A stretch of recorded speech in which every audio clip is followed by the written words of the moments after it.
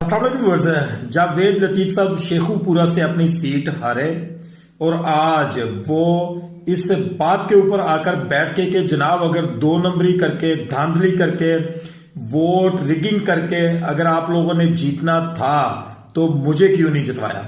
बात यहां पे नहीं रुकेगी।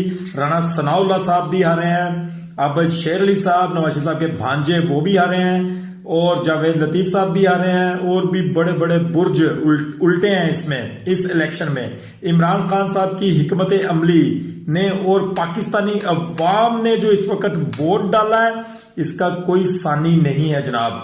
आज उन्होंने शरीफ खानदान के साथ बगावत कर दी और उन्होंने सब कुछ मीडिया के ऊपर आकर बता दिया कि खुल्लम खुल्ला धांधली हुई है।